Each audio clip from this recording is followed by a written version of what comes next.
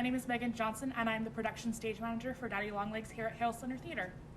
This beautiful show only has 2 cast members, so something that I have to take into account as a stage manager is them being able to make it all the way through the show and be able to survive. So one of the ways I've done that is I've asked for water to be placed throughout the set, and another way that we try and take care of maybe a dry mouth is an apple.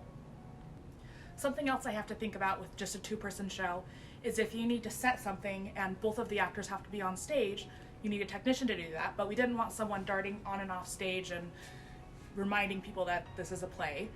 So we created this tech nook for someone to sit behind the bookshelf the entire show. We have some hooks here that they can hang costumes up on and help with costume changes. It's big enough that they can store the props that they have to strike and set here.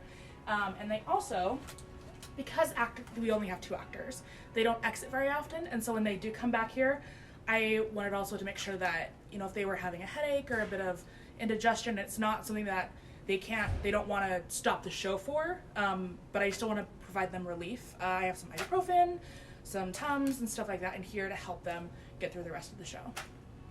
The show also has live musicians, and so something that I have to take into account for that is the rehearsal process. So they get 1 rehearsal with the music director to get up to speed on all the tempos and cue lines and everything like that. Then we give them 1 rehearsal with the cast, which is called a sits probe. And so that's where we get them on the same page with each other. And then at the end of Tech Week, they'll join us for the final couple of dress rehearsals. So in reality, before we opened, the band only had 5 rehearsals, but they're talented enough that it was perfectly fine for them. In this show, most of the musical numbers are actually letters that Jerusha is writing to her benefactor. And so there's a lot of paper in this show. So something that the props designer did was she made this filing folder for us to be able to organize everything. And something I requested is to put numbers on the letters so that the technicians know that it's letter number 10 instead of having to remember the date, since there are so many dates in this show.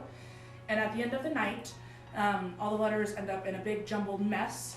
So these are the letters from last night's show. So tonight during the show, the ASM will go through and organize and get everything in the correct order.